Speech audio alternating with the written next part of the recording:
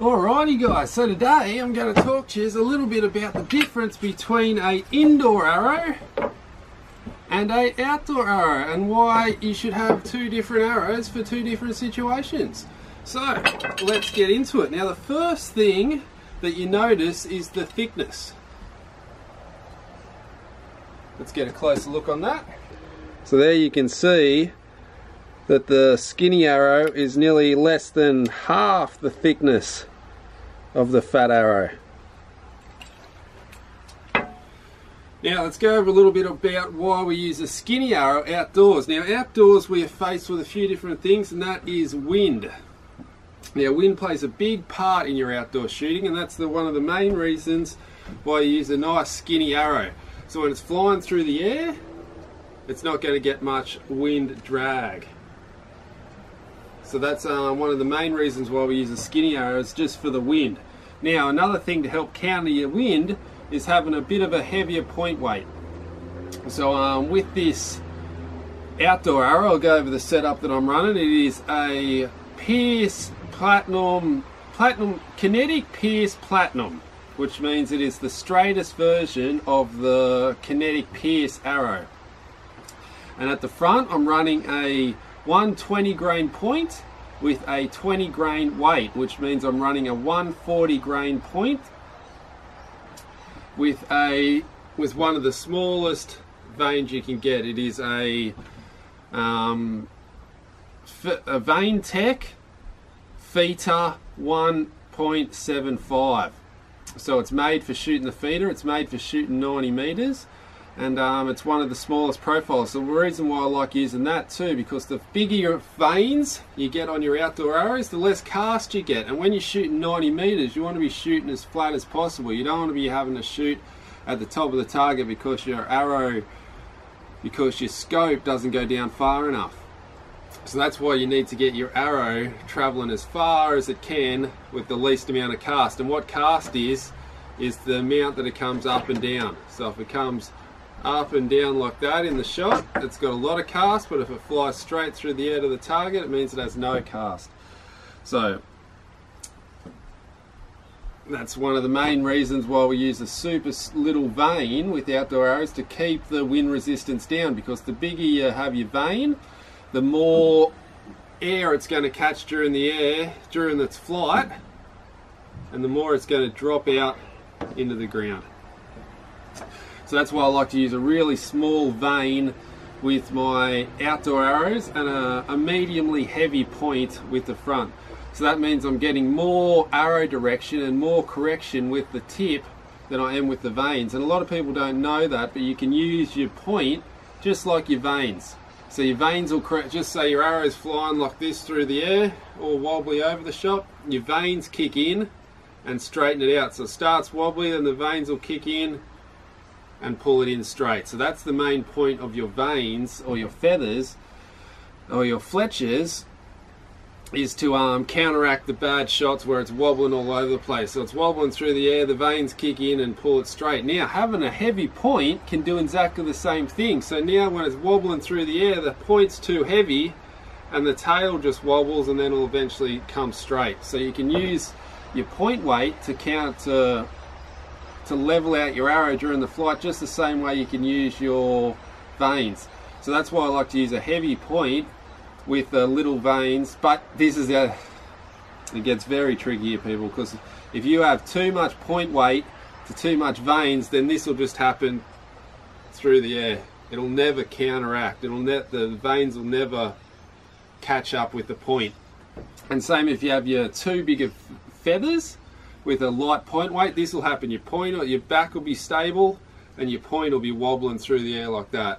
So you got to have an equal ratio with point weight and vane size to get a perfect flight through the air. So that's me indoor arrow. Now let's move on to the fattest of the boys, the old X27s, or 27 diameter size arrow. Now this is illegal for feeder, but legal for Vegas and no rule competition kind of thing, like a freestyle competition would be a better way to say it. So these are the fattest arrows you can get, and if you notice, the vanes are a lot bigger as well. So when you shoot indoor, let me explain this with the outdoor. So when I'm shooting 90 meters with the outdoor, just say the arrow's doing this, it might do this for the first 20 meters, 30 meters, and then it'll start to correct itself out over 30, 40, 50, 60. By the time it hits 70 meters, it's flying dead straight because the arrow's corrected itself. Okay, but I need that 70 meters if it's a really bad shot for it to correct itself, because I have the small vanes and the skinny arrow. So with the indoor arrow, we don't have that 70 meters. We've only got 18 meters normally maximum before the arrow hits the target. So that's only 18 meters we've got for the arrow to let it correct itself and let it to stop wobbling and hit the target. So in that sense, that's why we use a super large vane and a super heavy point weight. So in this arrow, in the outdoor arrow, I'm running a really heavy point compared to a normal outdoor arrow, and that's 140. So 140 is a heavy point for an outdoor arrow. With this indoor arrow, I'm running a 300 grain point. So now I'm nearly doubled the point weight and over tripled the vane size. So what that means is now the point is pulling the arrow so hard that the point is always going to go straight, because the point's that heavy. It's going to level itself out this way. Okay, so I know as soon as I let go, that point's going to be going where I aim it, but the back's going to be wobbling all over the place. So that's why we got to counteract it with a super big vane with a major helical. I don't know if that's focusing in, but let's see if I can get the focus in. Not really, but you can see. Well, if you could see, it has a massive helical on it as well as a massive vane. So that means that in 18 meters now, I'm getting the extra point weight to keep the point straight, and I'm using a super big vane. So it only takes about 3 or 4 meters before so it'll come out 1 meter, 2 meter, 3 meter, and start to correct itself. Now that's only with a bad shot, but that's most of us. So I'm not a pro, and a lot of us out there aren't pros, and a lot of us are going to be doing that bad shot. So we need to be able to have an arrow that corrects itself, or a nice forgiving arrow compared to a normal arrow. Whereas a pro would be coming straight out of the bow every time. But we're not pros, and that's why it comes out like this every now and again. We'll do a bad release and you'll get a wobbly shot, and you need your arrow to be forgiving so it'll correct itself up and you don't get that major shot. So if it was an indoor, you might hit the edge of an 8, hit the edge of a 10. If it was out of balanced, you might be going into 8. So that's the reason why you want a nice forgiving arrow, so it forgives you when you do your bad shots. So that's how you set it up. You have a really heavy point and a really big vane, so it corrects itself fast through the air. The faster it corrects itself, the better. But now, because we've got such a heavy point weight and such a heavy vane, there's no way I could shoot this arrow far, and I reckon I could probably shoot this maybe 50 meters max before me sight settings. I'd run out of sight settings. So there's no way I could shoot this arrow in a feet around anyway, because it is such a heavy and slow arrow. And you want your arrow to be slow as well. With outdoor, you want your arrow to be fast, so it hits the target quick, it goes through the air quick. The faster it gets to the target, the less chance the wind has to affect it. But with your indoor arrow, you want it to get to the target as slow as possible, because the more time it has in the air, the more time it has to correct itself. So now if it hits the target in 1 second, it's going to go bang. But if it hits the target in 4 seconds, it's got a chance to correct itself. Now that's a bit exaggerated, because it's probably going to hit in about a point of a second, but that's the theory behind it, that the indoor arrow you want it to be as slow as possible, and a lot of indoor guys shoot 50 pounds instead of 60 pounds just to slow their arrow up.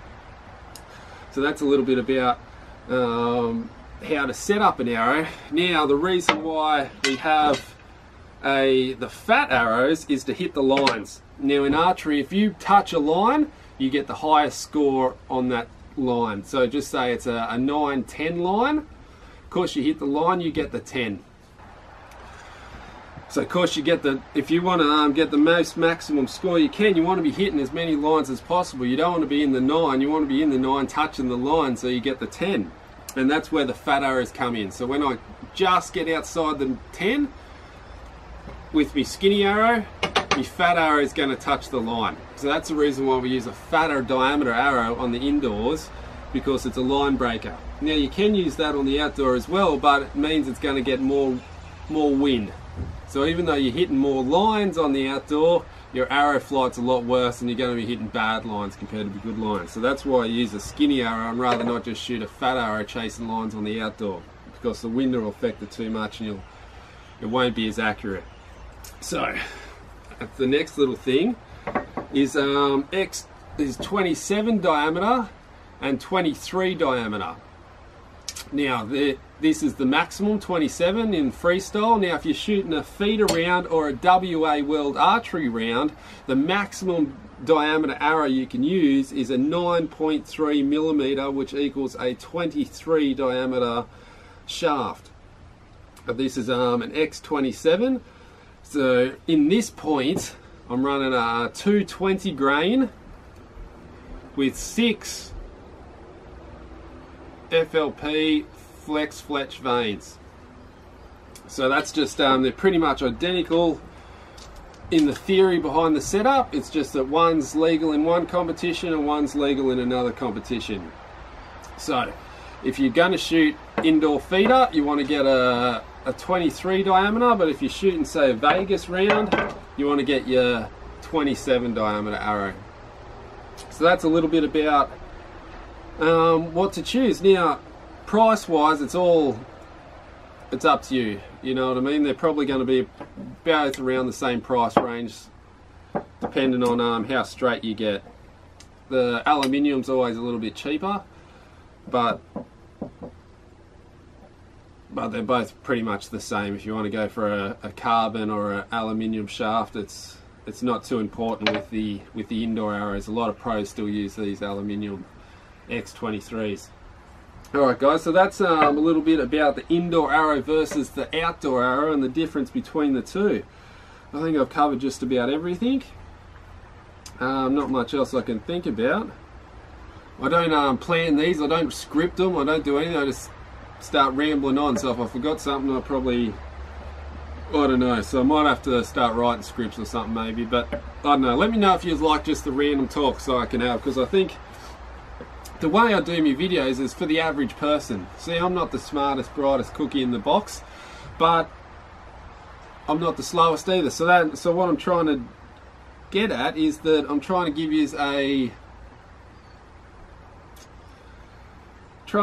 an honest review from someone who doesn't really know what they're doing, and that's like most of us. So if you get a video of a pro, they're going to be doing everything perfect and do this like that and do this like that and blah blah blah, but I'm no pro and I'm no expert, so that's why I like to do things how I do them and show my stuff ups. So I was hoping that by showing my stuff ups, you don't stuff up and you just learn from my mistakes anyway. So that's the goal behind me and me showing such average ways of doing things, you could say, I guess. Alright guys, anyway, if you like this video, hit the like button for us, hit the subscribe button, hit all the buttons, and I'll see you soon for another video.